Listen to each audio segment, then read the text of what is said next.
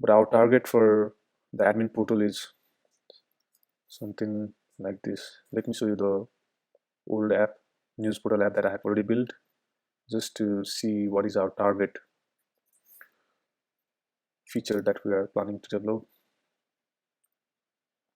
So inside admin portal, we want our custom models related to news, which are like news, comments, categories, and content type. So let's add a model called news first. And I'm going to use the application that I have already created to make the video shorter, but I'll be explaining the code for step by step. So let me go to my old app and go to the model. And first, let's bring the model called news, and I'm going to explain that later. And let's put that model in our application inside news portal app, right? So we are putting it in the sub portal, just sub app called news, just for the reminder, which comes up with a class called model. So basically, so we are creating a new class called news, and we are extending that class with a parent class that is already provided by Django framework called model. We are doing so in order to use a lot of helper methods and class that Django provides. The news model has a couple of attributes such as ID, title, content, published date, views, likes, categories, content type, and image. Now, we see that news is dependent on category, right? There are different type of categories for a news, and there are different content types. So let's make sure that we have those model as well. And let's bring that from our previous app. So news has category and content type.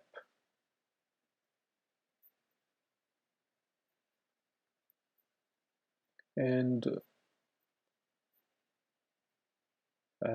we are also providing a method for each of the model class called string, that's basically converting this that provides the string version of the class.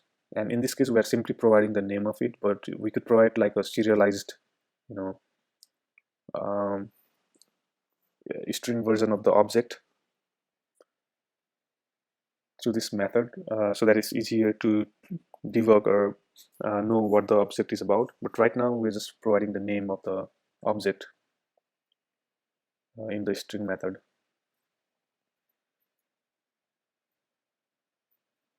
Once we have these, content type has properties called ID, name, and description. Category has properties called name, description, and content type. In content type, if you guys remember last time I talked about it, there are two types of content type. One is premium content type, and another is public. So premium is for users that are registered to the system. Now, once we have these, let's save it and let's load the application. Remember, the new application is in the port 3000. Just reload it. We are getting some error. Say name category is not defined. So let's make sure that content type and category is defined before news, and content types should be defined before category, since we are using content type here in category. If not that, if if you don't that, if you don't do that, then we'll have error. Please comment out image for the time being. We'll add this function later. And let's see if the error is gone. Okay, once we do that, our application is running. And let's open the admin.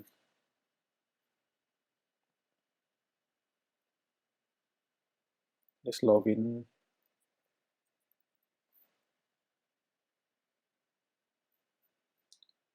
we still don't see our module here. The reason behind that is we need to plug our model to admin portal, and there's a way to do that. To do that, the model has to be defined in our admin definition in, in this way. So there is a file called admin.py where we can plug in our model. All we have to do to register the model in admin portal is import admin from Django and then use the function called admin.site.register. Let's do that.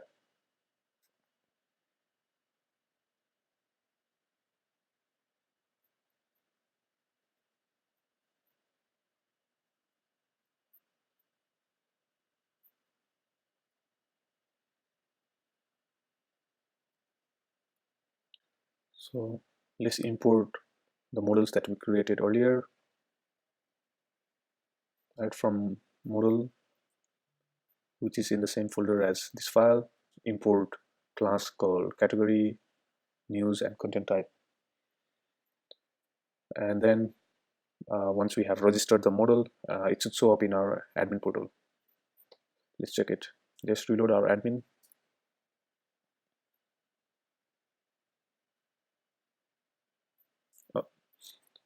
Now it shows up in our admin portal. So we have three models that we built, which is news, categories, and content type. Let's check news.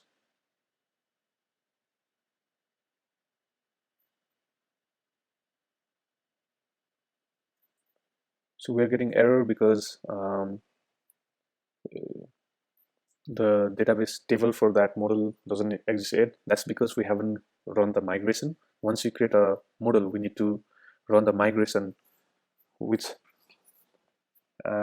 is a method provided by Django to create, tables in database or update the database, which is very beneficial framework option, which is a very helpful function provided by Django. Let's run the migration for the model. To do that,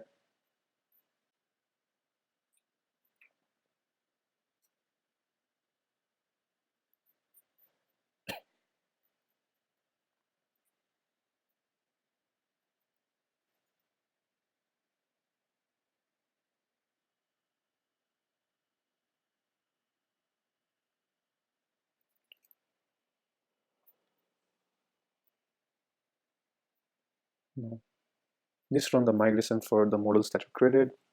For that, first we have to run a function called make migration, which is creating SQL queries required for the migration.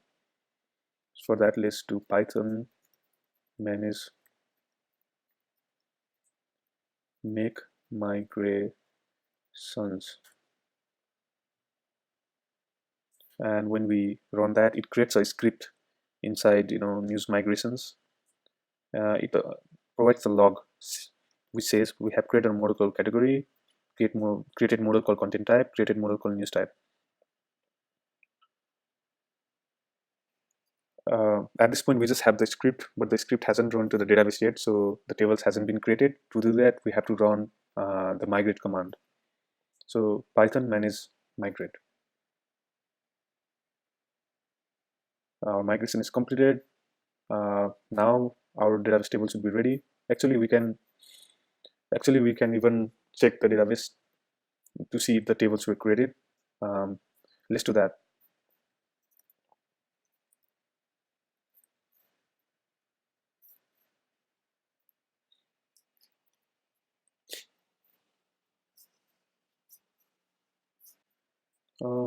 I'm using this client called Deliver, which is very versatile. Django right now is using SQLite database, so let me create a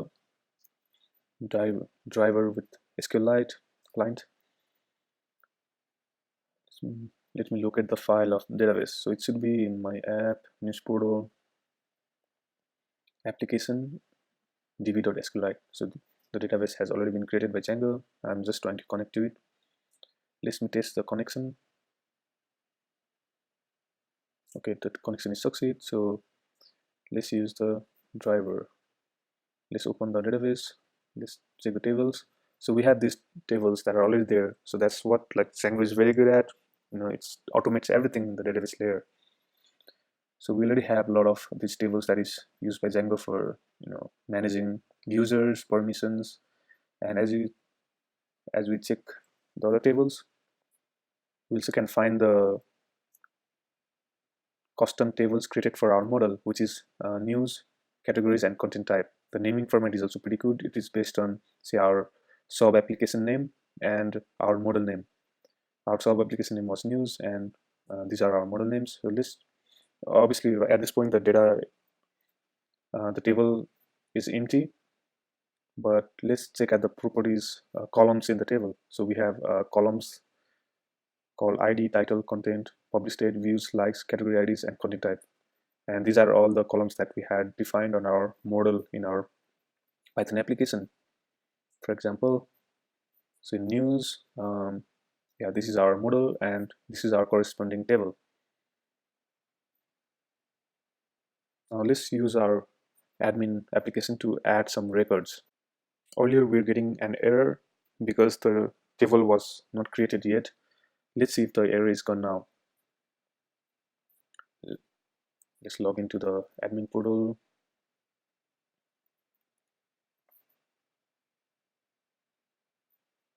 We see our models. Let's go to our model called news and let's add news. Earlier we're getting an error here, but right now the error is gone. Let's add a new content.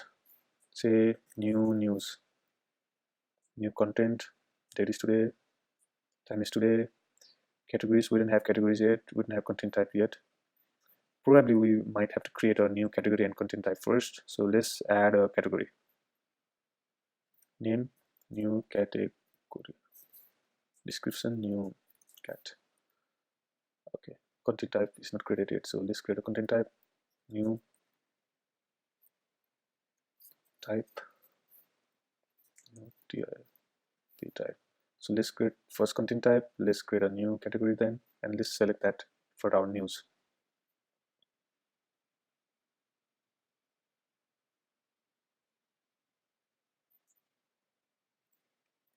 New type 1.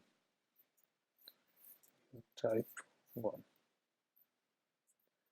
Yeah, once we do that, let's save it. So our content has been created. It successfully. Let's check database if the data has been saved to our database. Let's reload our data.